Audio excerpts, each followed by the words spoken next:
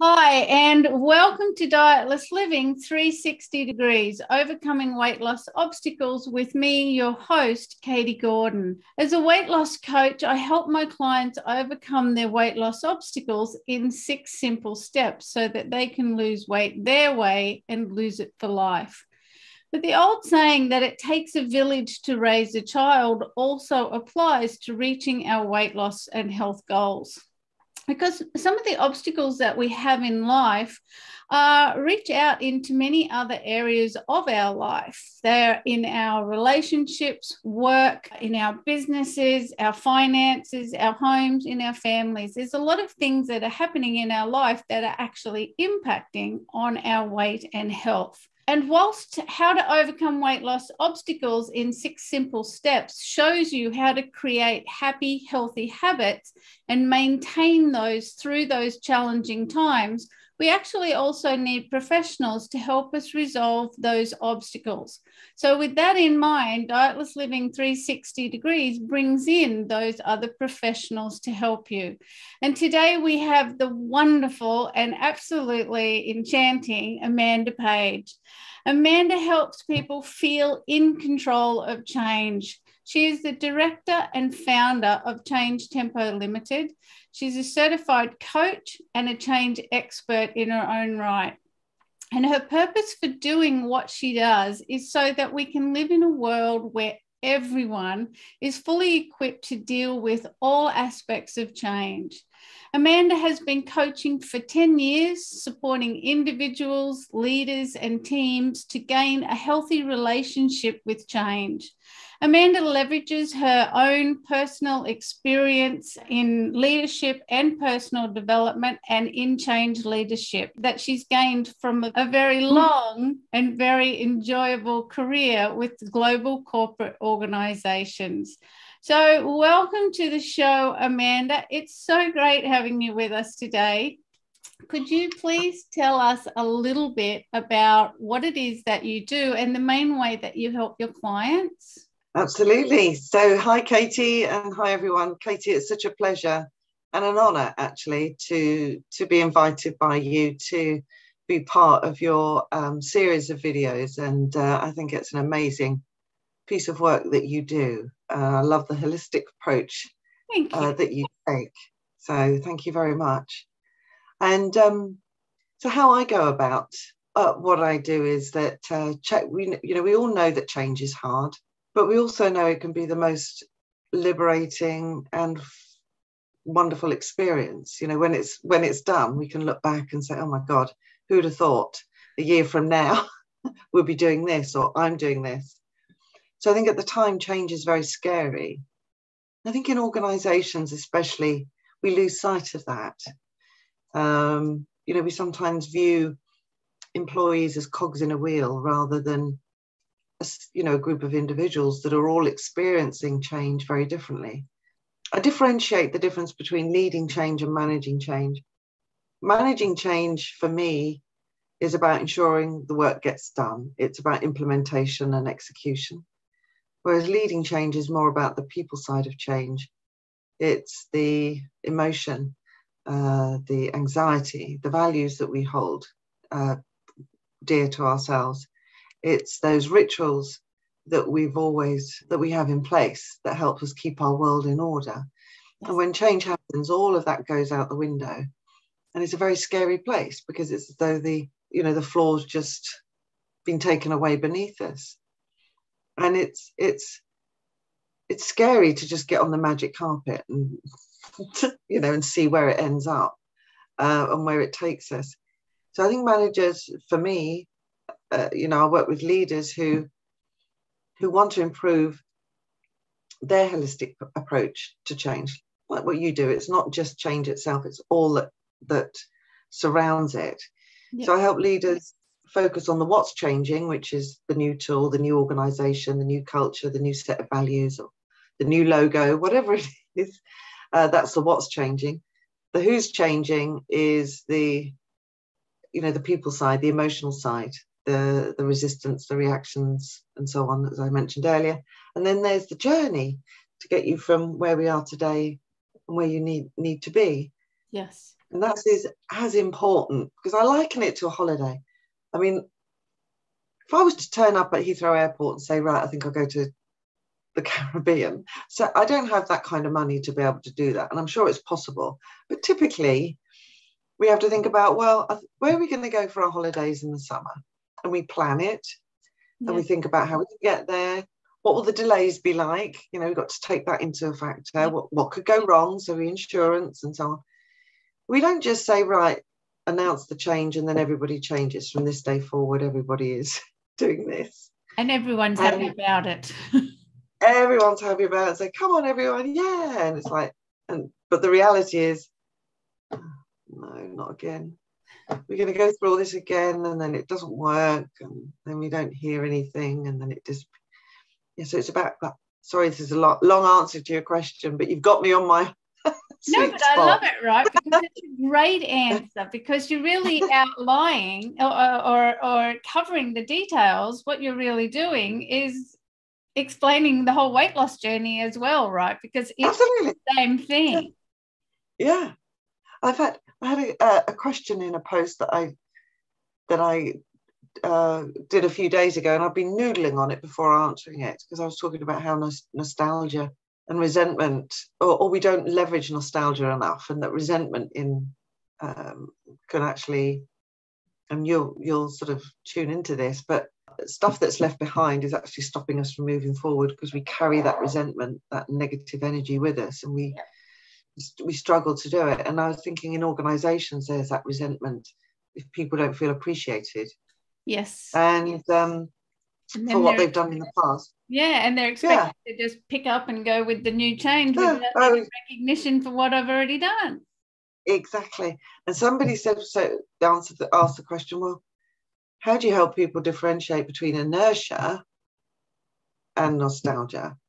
And I think, for me, I've always been fascinated why inertia, which is about an object not moving, and then there are forces that enable an object, that inertia is associated with change, because people are change. You know, change is human. It's not objects.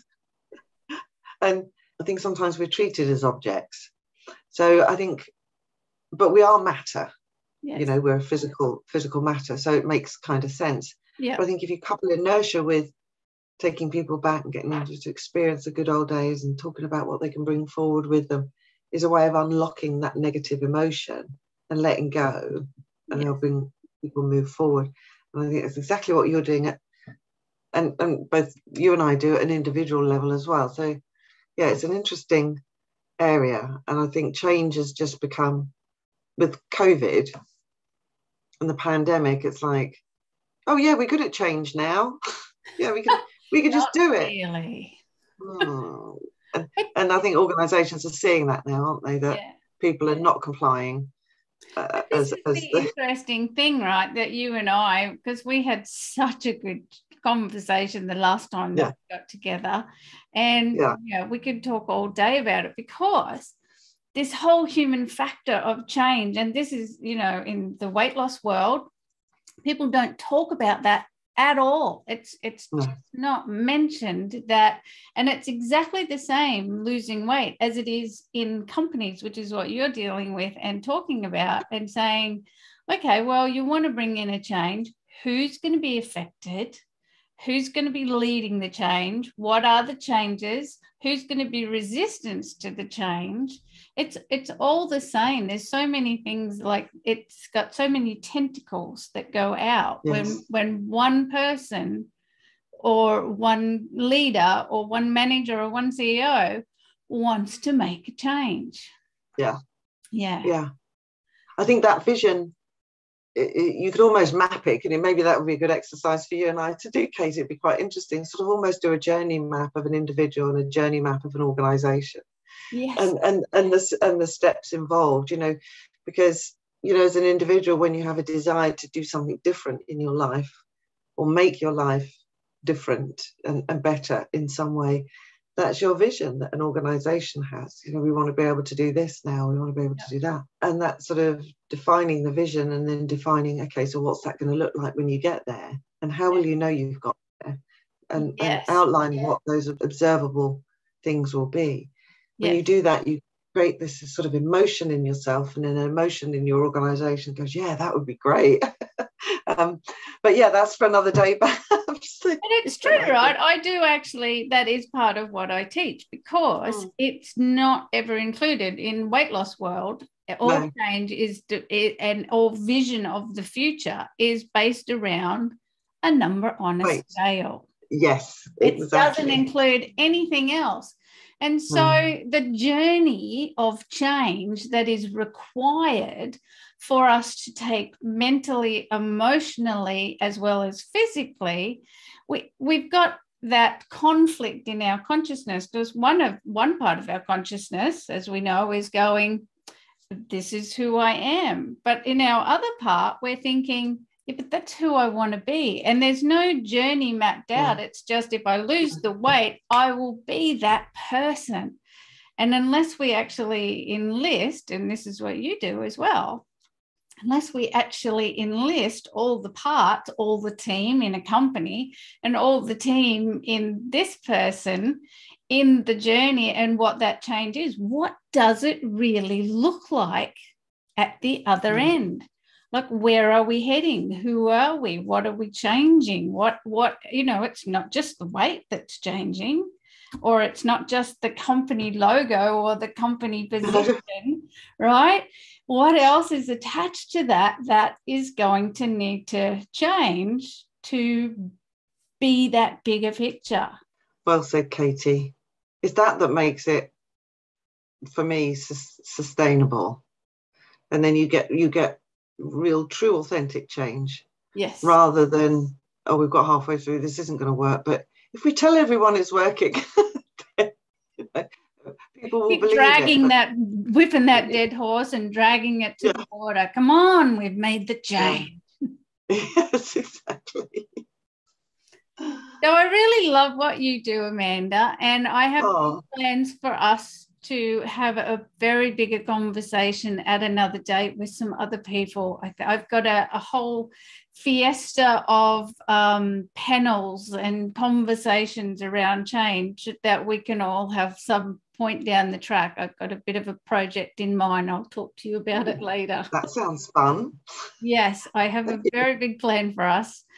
But what I'd like to talk to you about a little bit more about today is some of those obstacles, because we've all gone through great change in our life. Sometimes it's been, a lot of the times it is thrust upon us, and it's created hardships for us, or it's actually just maybe not even something that we've wanted to change that's created the hardship, but a hardship that we've had to overcome within ourselves or within our life that has created change for us. Can you think of a time that would fit for that for you? And if so, can you tell us how you overcame that? Yes, I had a few to choose from, but I decided on one. And when I was in my mid-20s, I discovered that I was dyslexic, and I had to, when I was writing my notes on this, I had to Google how do you spell dyslexic, which I thought was quite funny. Ironic. I think that's my sense of humour. But I discovered that I was dyslexic in my mid-20s, and which came as a bit of a sort of a surprise. It was kind of like a relief and a sinking feeling at the same time, because there's that stigma associated with dyslexia, or there was then in the 80s. But and how that all happened was that I met someone who said that he was dyslexic, and that he was explaining to me all about what he was finding, what he found difficult. And I thought, oh my God, I love this guy. He's just so open about who he is and what this is. I love it. I want to be like, sort of really admired it. But as he was explaining things, I recognized a lot of what he was saying in terms of his challenges that I was having problems with. And I told him this because he's having a little quiet corner conversation. And he said, well, Amanda, he said, I'm going to give you a telephone number to call. And the person on the other end is going to ask you one or two questions, and from your answer, he or she will tell you whether or not you're dyslexic. And I went, oh, that sounds interesting. We love a good It was like a little treasure hunt. Yes. I couldn't wait. So I rang them. So yeah, this would have been in mid to late 20s, maybe early 90s at the most. Mid to late 80s, early 90s. So I rang them, and the person at the other end of the phone asked me, once we'd got to know each other a bit, he said, Amanda, when you were a baby, did you crawl and then walk, or did you just get up and walk? And I went, I just got up and walked. I think I was about 18 months. And he said, that confirms that you are dyslexic. I sort of went, what? Oh. And it's, yeah, because dyslexic is I don't know all the details, but it's associated with a motor. It's a motor order or disorder. Let's call it order. Yes. You know, the brain, you know, is wired differently. It's a sort of a motor thing. So my legs were just not, were not working at all. I would just sort of sit there happily. And I recall my mother taking me down the doctors on numerous occasions, saying, "There's something wrong. There's something. She's just not moving." and they couldn't give her any explanation at all, because in the 60s, early 60s, there wasn't that awareness or understanding of what dyslexia was. Obviously, my primary school thought I was an idiot. I was a bit backward and treated me as so. And it wasn't until a new headmaster joined, and he was just blown away, just really shocked to see that there were so many children like me who were struggling at reading. Yeah. So he set about putting in place classes with specialist teachers to help bring us all up to speed. And it was, I remember it to this day when it all happened. So this was an interesting time for me at school, in primary school. I thought, how can I be an idiot? Because I feel like I'm really aware and I kind of make sense of things. I can remember being very aware at a very young age. So I couldn't understand why that was. But the other thing, because once I'd found out that I was dyslexic, all these things started coming back to me. And what I used to do as a child, I used to write backwards. I wasn't left-handed, I was right-handed.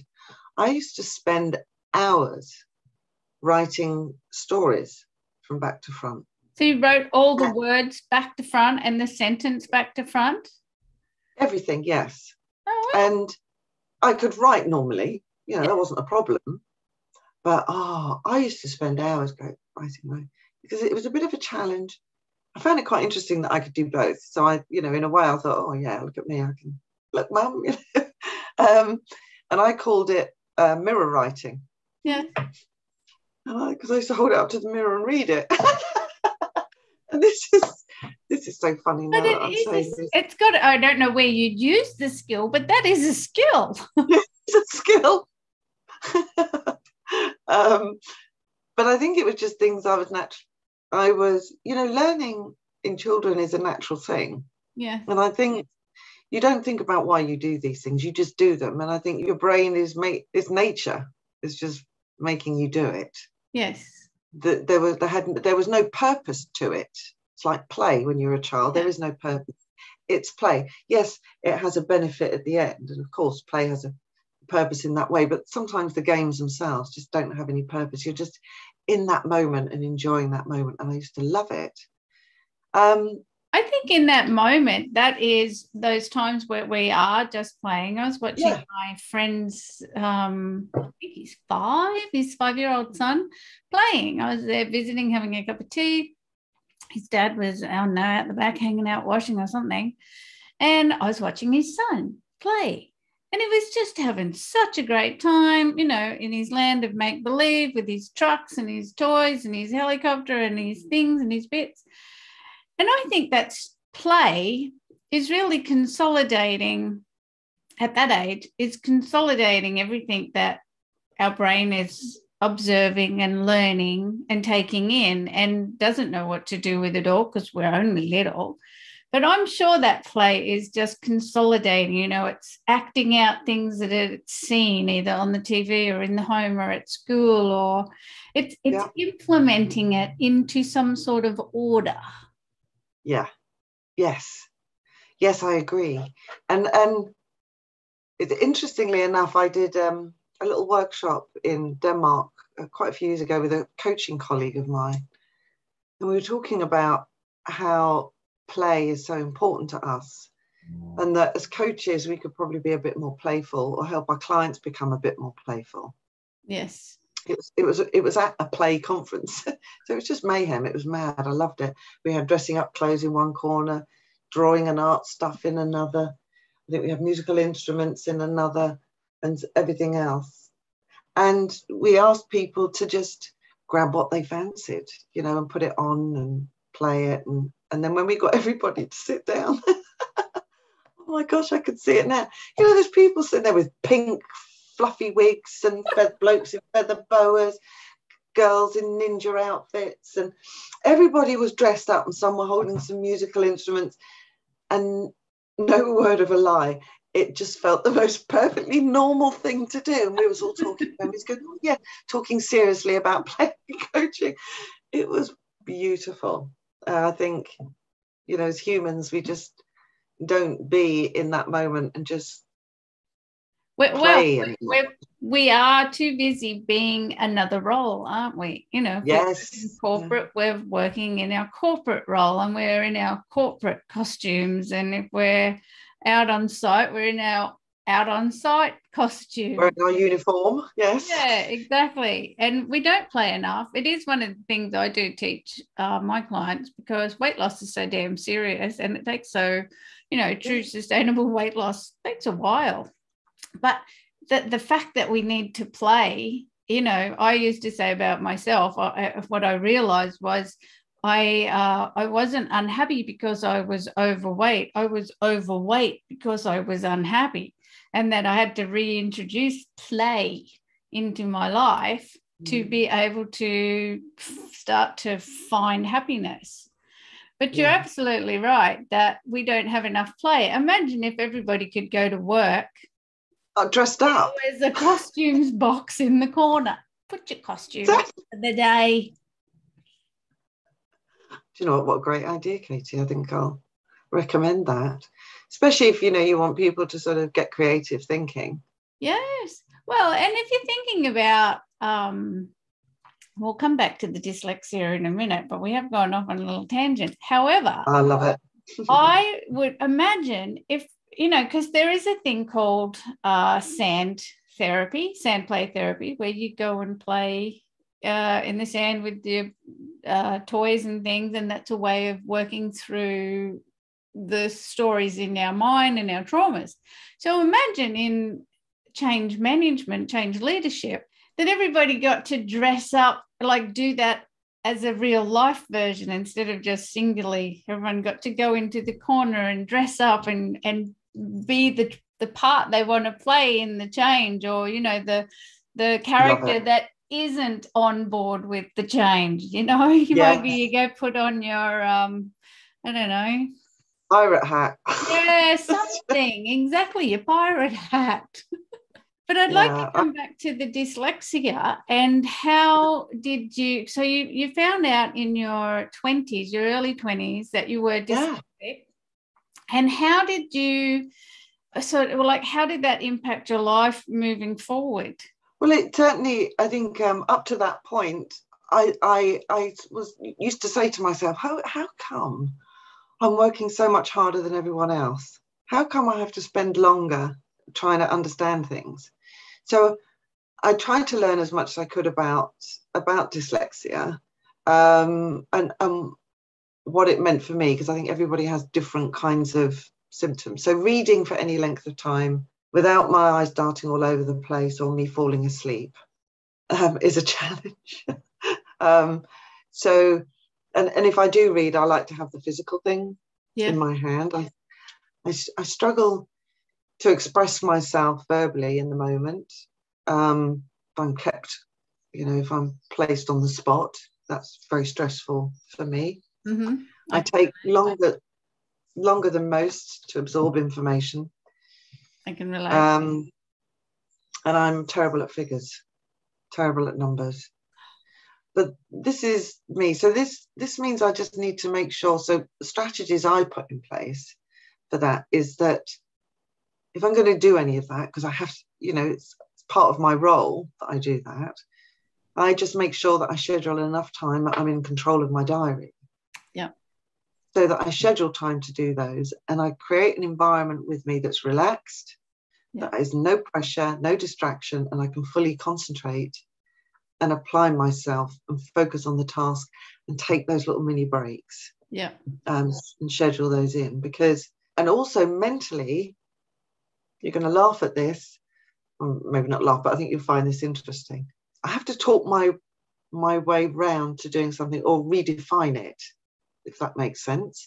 So interestingly, when I do my finances, I don't view it as a finances calculation, working with numbers.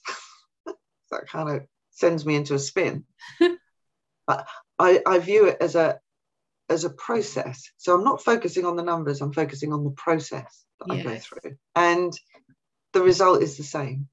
It's just the way my brain works. So, but the upside of that is that you can put me in front of a massive spreadsheet with captured feedback from people, hundreds of people, and I will spot common themes, stories, personalities, emotions, needs, and I'll do that till the cows come home.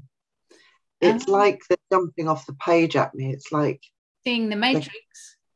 It's like being in the Matrix. Oh my God, I'd never thought of that. You see the Matrix, when people look at those numbers and they all stand out. Yeah, I can hear, but I can even hear their voices. I can even see their face. I mean, I don't know who they are. They're like characters in a book. And I hear the voices, and I hear the frustration, and I hear their commitment, to want to improve.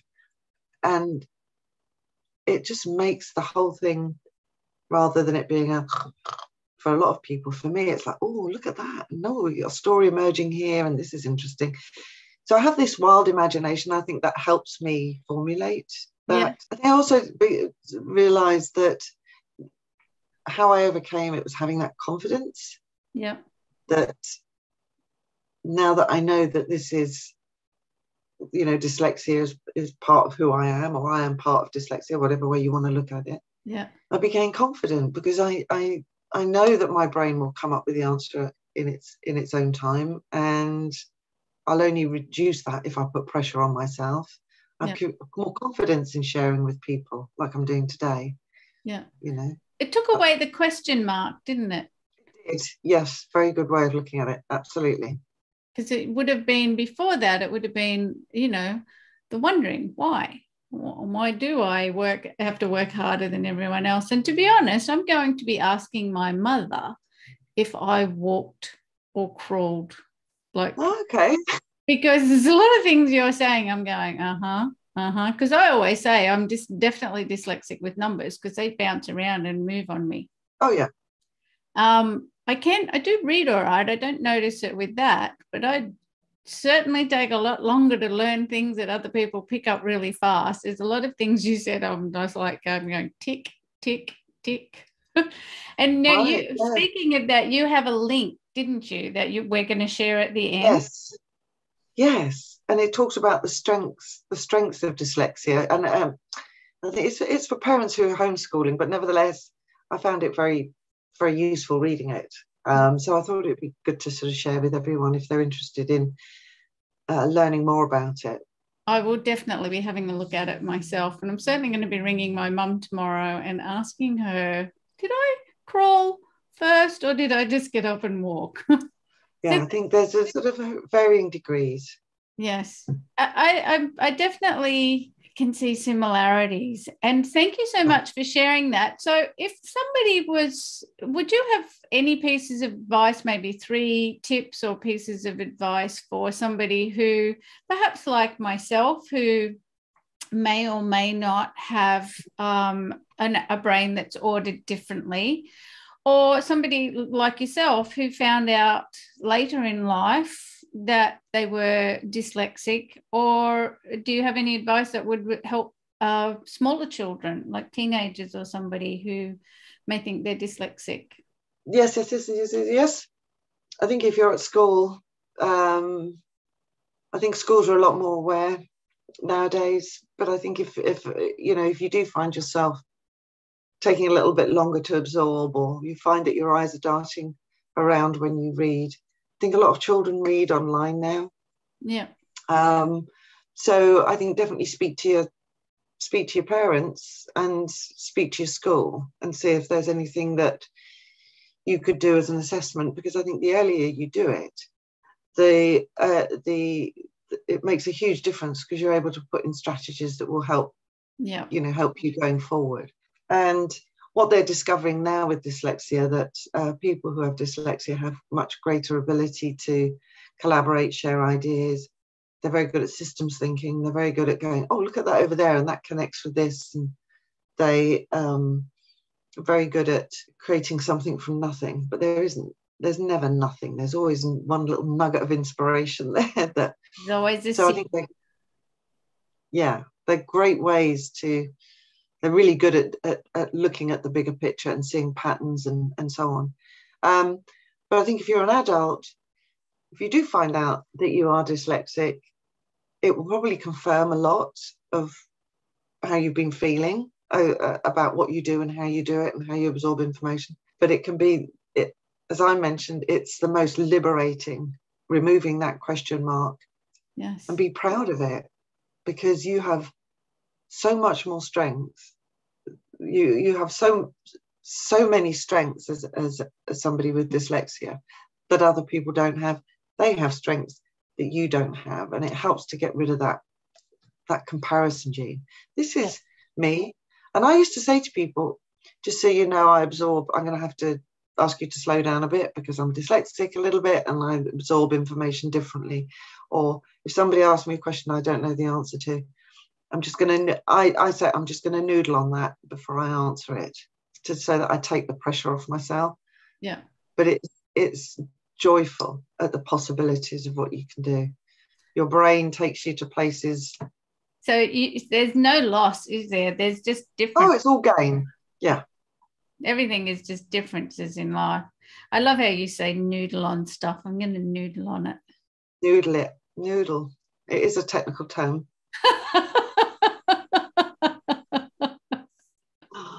Oh, you're such a delight, Amanda.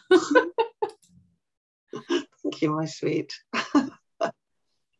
Okay, so thank you for sharing all of that about dyslexia and how it was for you, because it's really helpful, right? Because I think it probably helped me as well. I might be able to remove some of the question marks from my own life. So has there been a big risk that you've ever taken? We've all taken some big risks. I've had a friend, one of the ladies I interviewed, her biggest risk was bungee jumping. So that's something I'd certainly never do. But we all take big risks. Sometimes they're a big risk in business, for love, for all kinds of things. Is there a big risk that you've taken, Amanda? And why did you take it?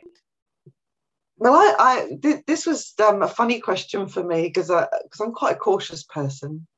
And then I think, well, maybe I'm not cautious. Maybe I'm just, because of the dyslexia thing, I'm very good at sort of going, well, if this happens, then this goes. And I sort of work it out and produce. I go, yes, that's a good way to go forward. And other people might view it as a risk, but I don't, because I've made it almost as I've made the decision based on a calculated risk. So I feel like I'm cautious, but I do like to stretch myself. I do like to enter into situations where I'm not quite sure what the outcome is going to be, because I like to, oh, this is interesting and new. What's going to happen over here? Oh, look at this. And I learn a lot from that way. I'm kinesthetic learning kind of style. But I think for me, starting up my own business at the age of 58, when most people were thinking about a retirement plan, I was thinking about a career plan, probably for the first time in my life. And having grown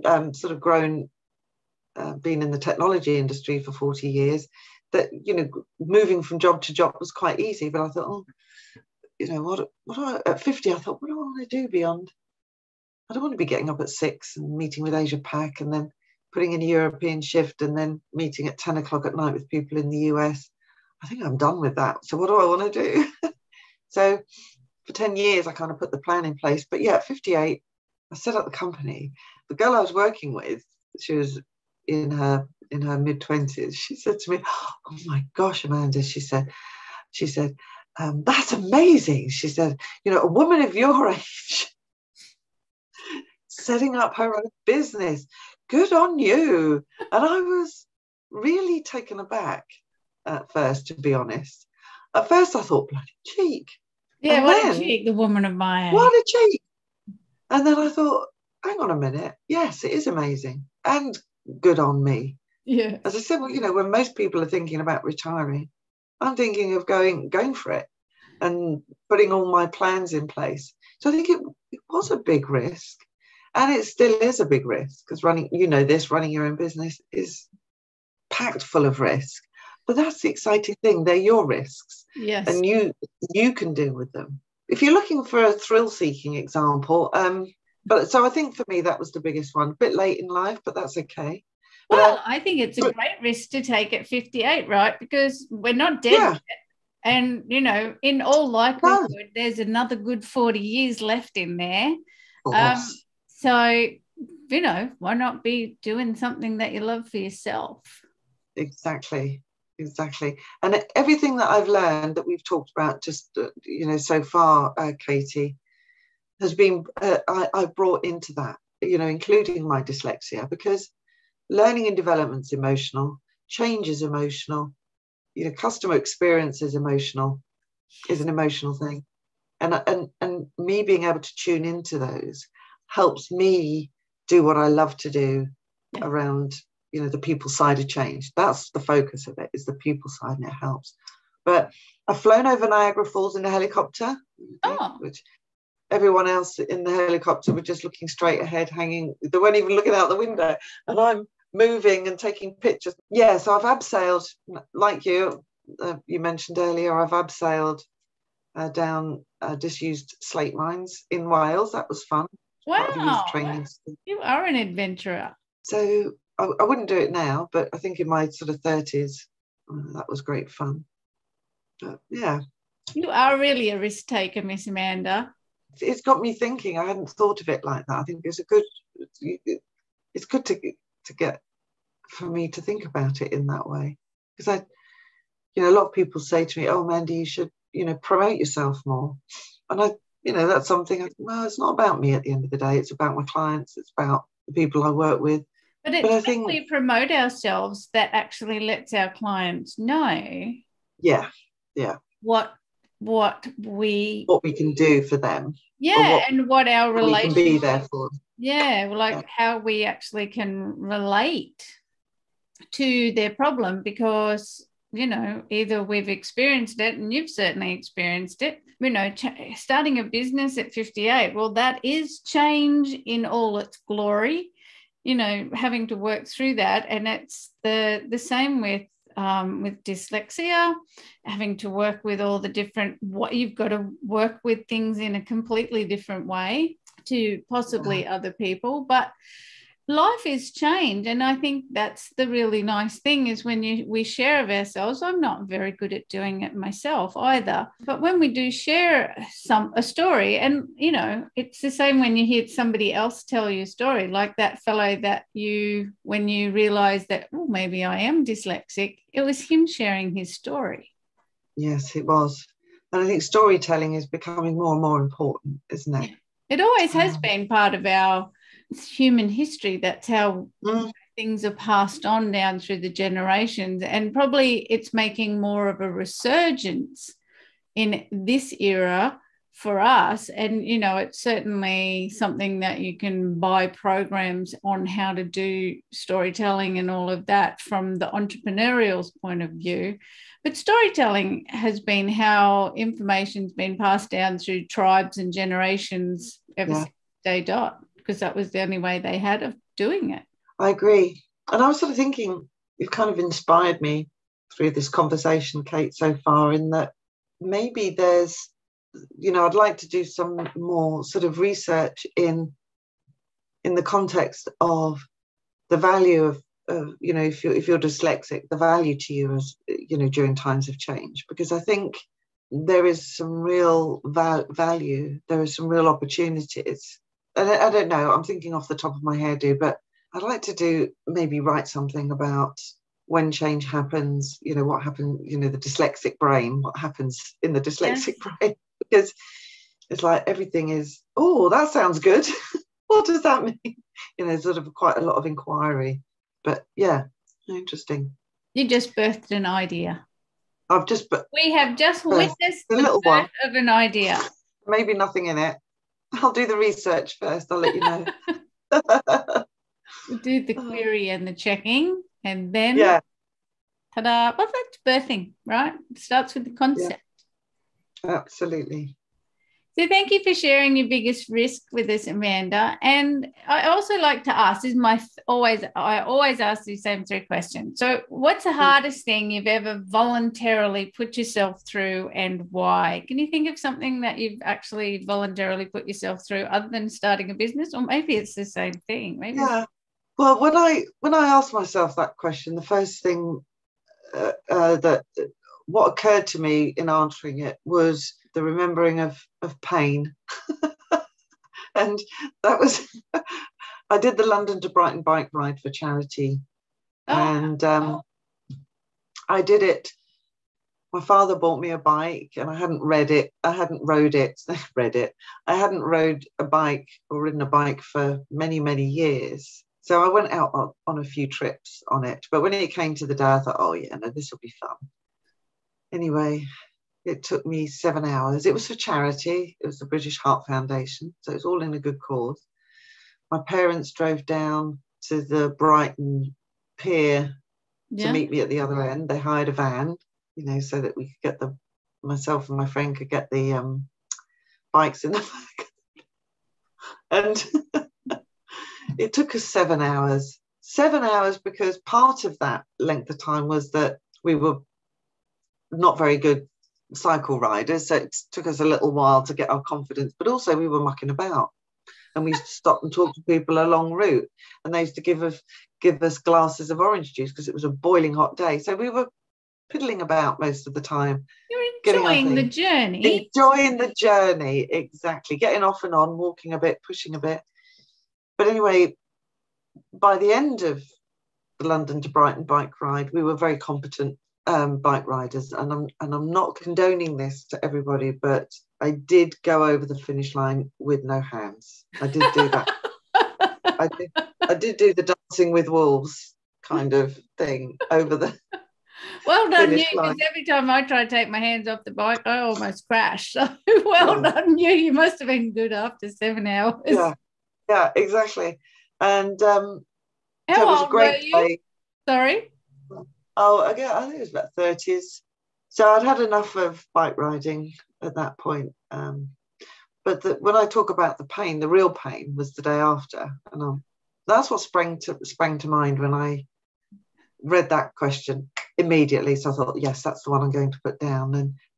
So you might think, well, what was really hard about that? But what was hard about it was the day after.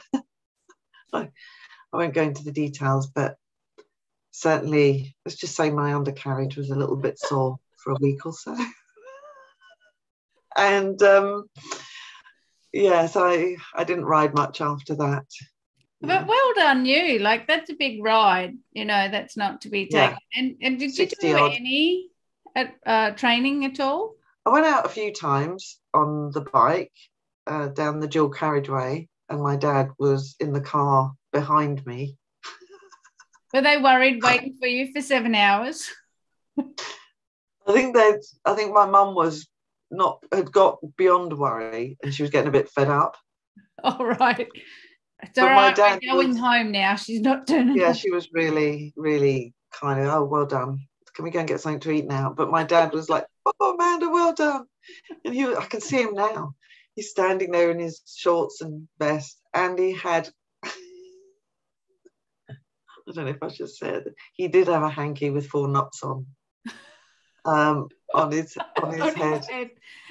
Oh, love him. That's a very Australian thing. Maybe we picked it from the English. He was over the moon. I think my dad was very loved everything, you know. And my mum was sort of, you know, a little bit more. She loved it, but, you know, come on, Amanda, enough's enough. She would always put the brakes on. She got a bit bored. Whereas me and my dad would go, let's do more. Well, speaking of let's do more, what does fun look like for you, Amanda? Because I can see that you actually are a very fun person. Oh, gosh, we've only got, I mean, this isn't a rehearsal, is it? You know, we've got to do what we love doing, or try and do as much of what we love to do if we can. For me, it's dancing. Well, I started dancing. I did ballet, tap and modern when I was 3, but tap dancing in particular I love doing. My dad was a drummer, so I think you know, inherited his rhythm, and my mum loved to dance, so I inherited the love. So and I find tap dancing a very good way to clear the mind and the neural pathways. That sounds a bit weird, because you don't think about anything else than the song that you've got in your head and the dance steps that you're doing. And I find choreographing new tap routines myself helps to develop new neural pathways. And I think that's really important as you get older. Yeah. Do you still do tap dance? I do. Yes, I do tap dancing. I try, what I like to do is, if I'm having a really, really busy day and I've got a coaching session coming up, I go down and tap dance for about 3 or 4 minutes. And it just clears everything, and then I can be really focused on my client. Because it's such a lovely sound, tap. I had one other lady I interviewed, and she said she used to do tap dancing, and I said, it's something I've always wanted to do, and I've never done it. But the sound of tap, those shoes. Yeah. I mean, I don't put the shoes on because they'll ruin the kitchen floor, but I do have I do make sure I'm wearing safe shoes to tap dance in. Yeah. No flip flops. When I come over to London, I'm coming to your place, and you're going to show me some tap dancing moves. I think I've got a little video I might send to you. Okay, good. But yeah, I love to dance. I love listening to jazz. Again, it's all rhythm associated. Yeah. I love house, jazz house, Brazilian samba drums. If I could stand in the middle of the samba dome in Brazil, right next to the drums, I would probably levitate. So anything rhythmic, I really enjoy. So yeah, I'm constantly tapping my feet, fingers, pots and pans. And it just sort of drives my other half. I was going to say, how does that go with your hubby? Not very well. When he does it, it's okay, but when I do it, it's really annoying. I don't get that.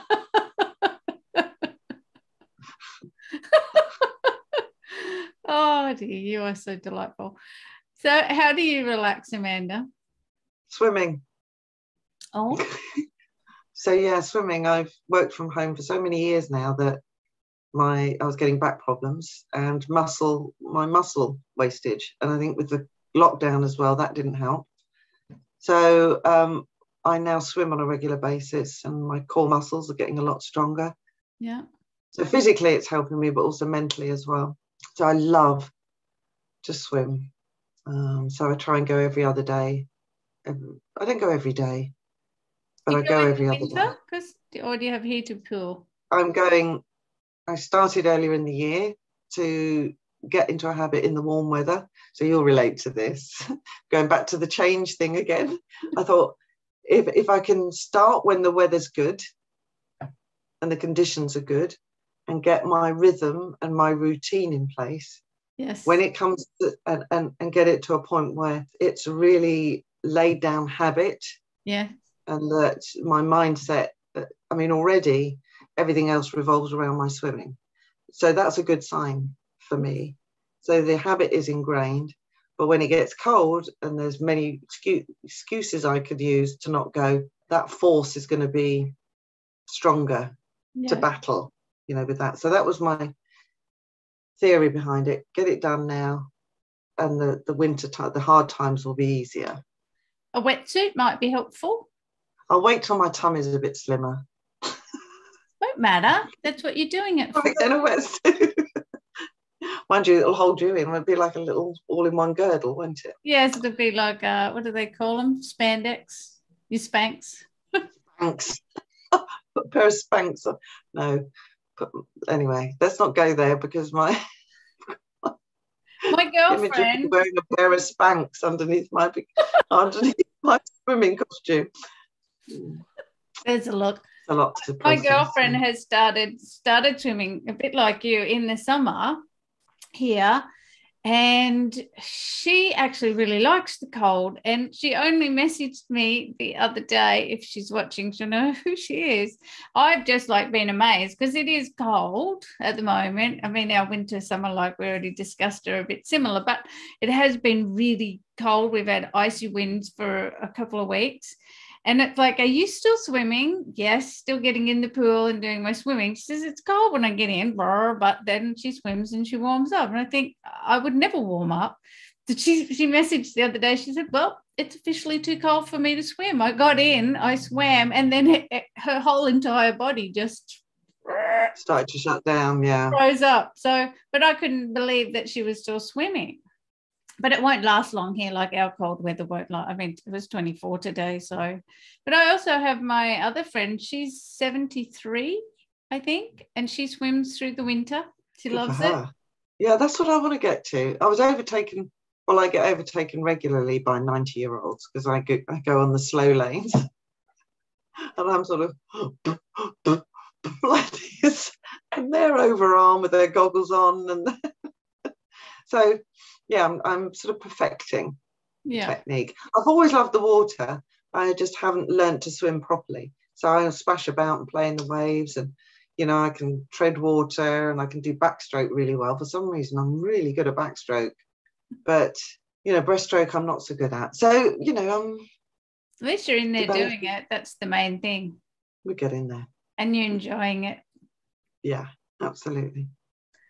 So, Amanda, tell me, how did all of your earlier career choices actually lead you to where you are now and what you're doing? Well, I was one of my first companies. I moved from being in the customer call centre, as it was then. They're nothing like they are now, the call centres, but I was taking calls from customers with problems and sending engineers to site, you know, all over the UK.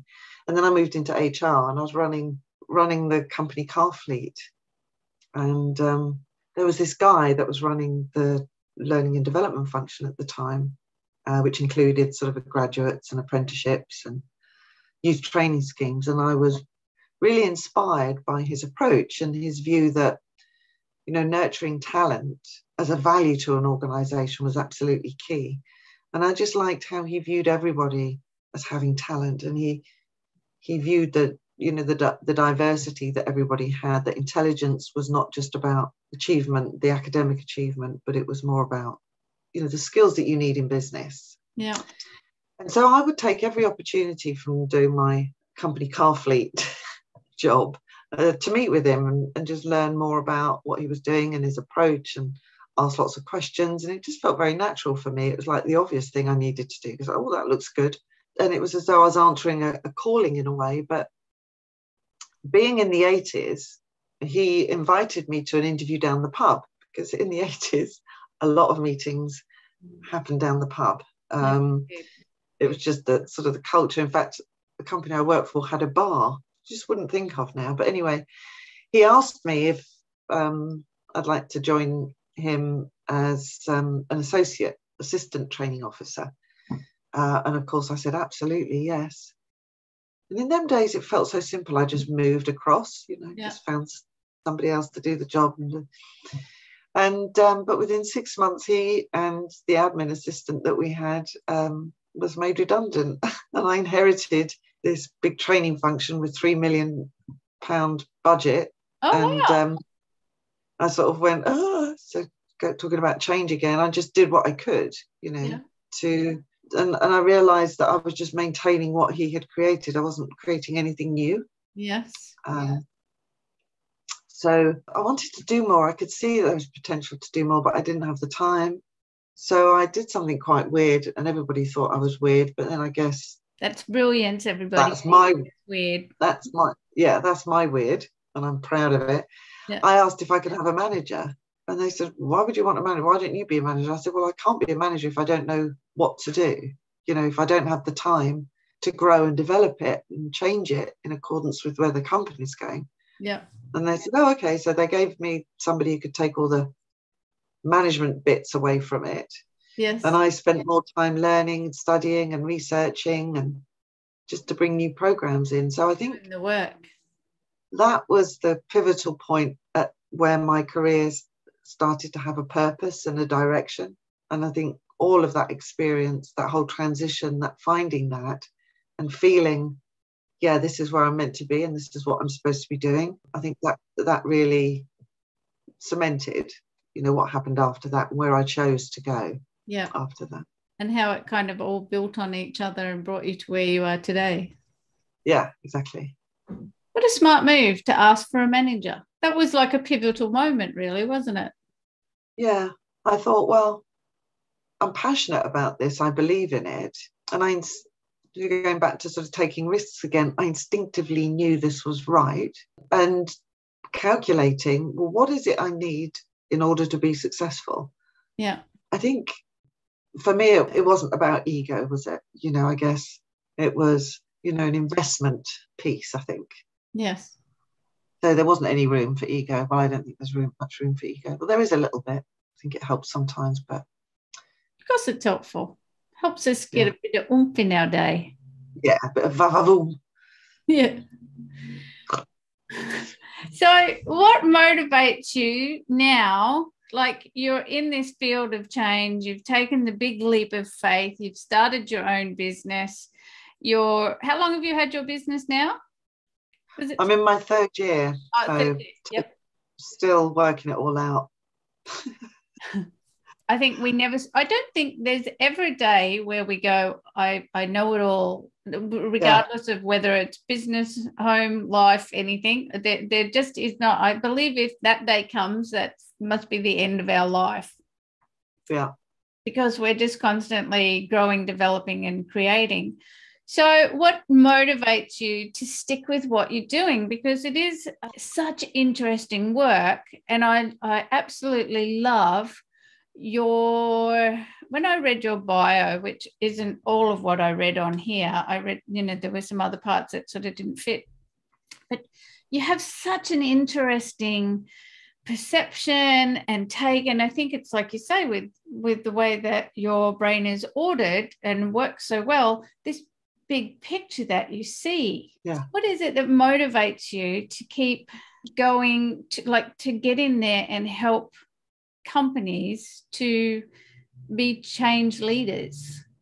I want to live in a world, and I know this sounds a bit kumbaya, but I do feel there's opportunity to live in a world where we all have better capabilities for changing and evolving.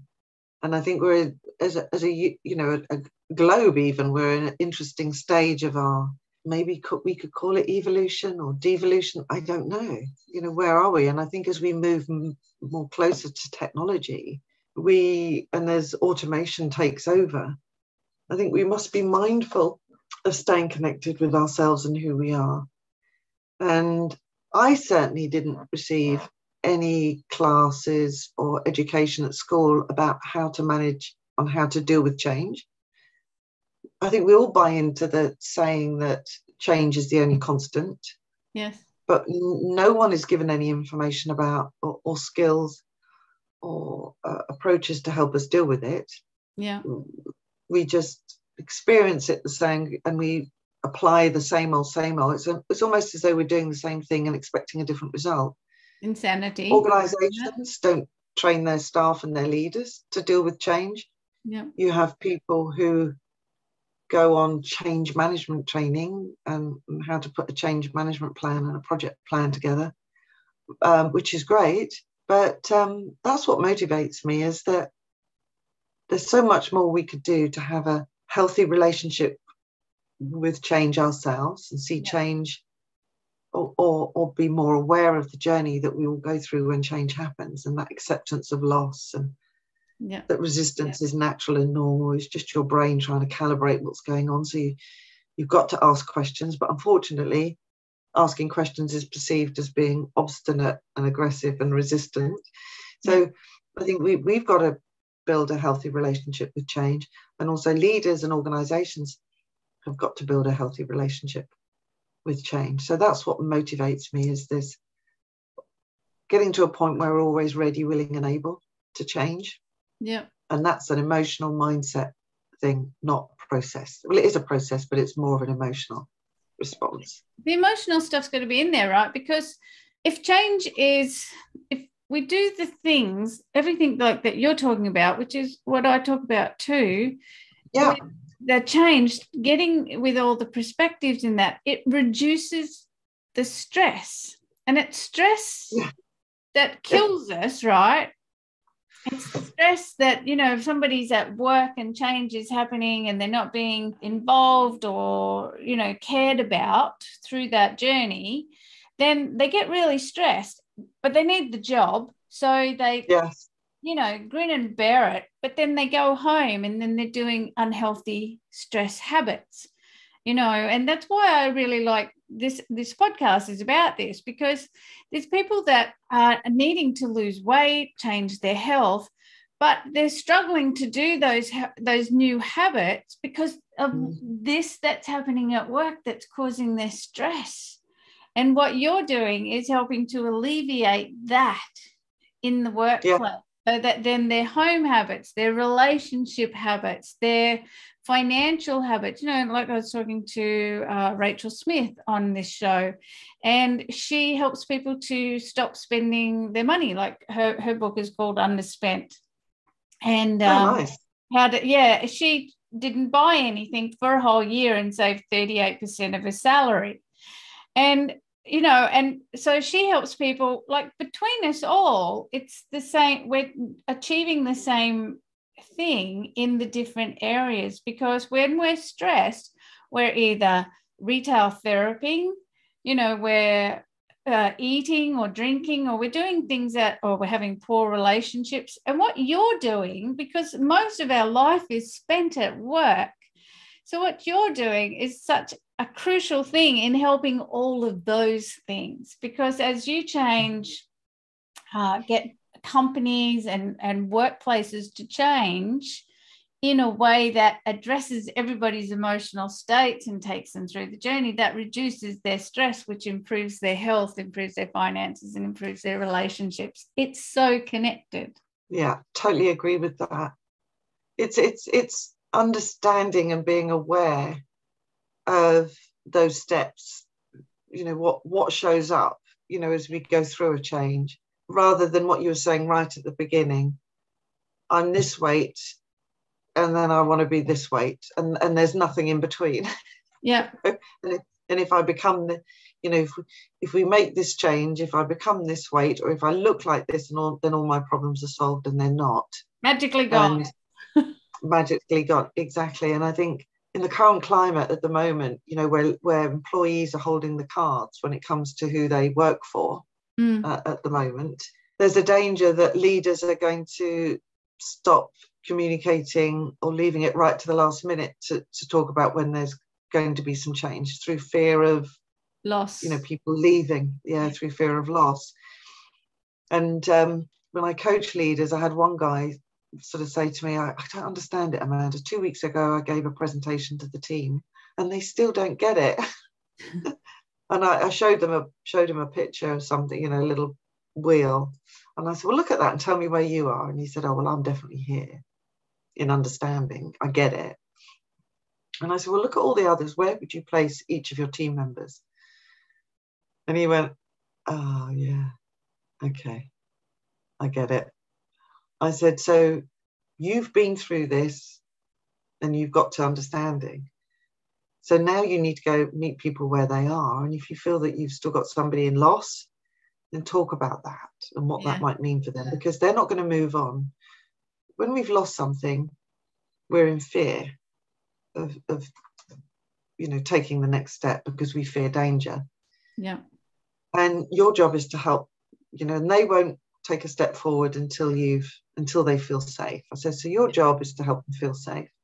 Yes. Then you've got somebody who's been through that, and now they're going, hang on a minute, what's all this about? And why aren't we doing this? And I've got this idea, and why don't you take on my ideas? And they're pushing for more information. And you see that as resistance, but really, they're trying to help. They're trying to help themselves, and they're trying to help. Exactly. So you give them information and say, what more information do you need? And you help them. And then you've got people that are going, I'm confused, because their world that they used to know is becoming smaller and smaller, and the world they don't know is getting bigger and bigger. Yes. And it's all becoming very overwhelmed. So you then have to say, look, take some time out, have a rest.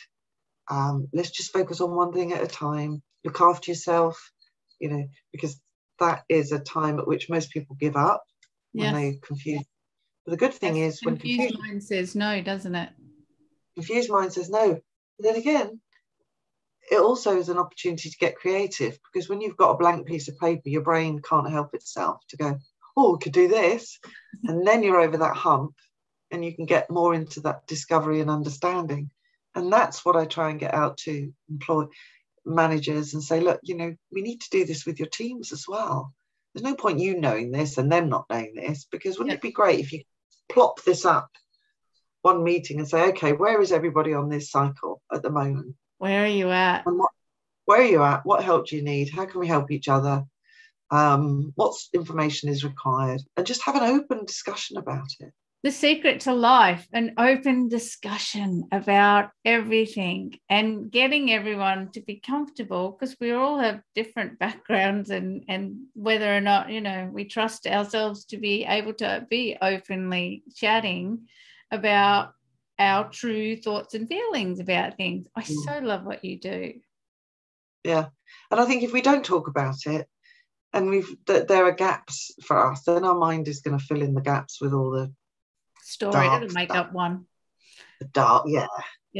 And our gremlins are going to have a field day. Yeah. What's that thing? In lieu of facts, I'll just make up my own. I'll just make it up. Yes. Yes. Oh, Amanda, it's been such an absolute delight talking to you. Thank you so very much for coming on the show. Where can people find you? I know I'm going to put all the details up at the end, but if you'd like to just say where people can find you, if they want to know more about your business and how you can help them. Well, I'm on LinkedIn, so it'd be lovely to connect. I post regularly there, but I also love engagement and interaction from people, and questions and things to noodle on. But you can also view my website. It's at www.changetempo.com. And there's resources and information in there, and videos and so on. And also there's my email, amandapage@changetempo.com. Thank you so very much for coming on the show today, Amanda. It is such a pleasure talking with you, and I can't wait to do some more work with you. I'll run those ideas past you later on. Oh, Katie, thank you. It's been a beautiful experience. I appreciate it. It's been a delight. And thank you to everybody who's joined us today and watching the show and enjoying our banter. I hope you've enjoyed it as much as I have and as Amanda has. And, and as always, it's really hard to say goodbye. So please do subscribe so that you'll know when the next show's out. And please leave us a comment. If there's something that we've talked about today that has resonated with you, inspired you, or maybe even something you disagree with, we want to hear it all, because that's what we're into, is everything that you want to talk about, we want to hear about it. And please give us a like. We really love the encouragement. And please do tell us if there's an obstacle that you need help to overcome, or anything at all. We are here to help. So thanks again for watching, and we will see you on the next show. And in the meantime, here's to your health and happiness so that you can love what you create. Bye for now.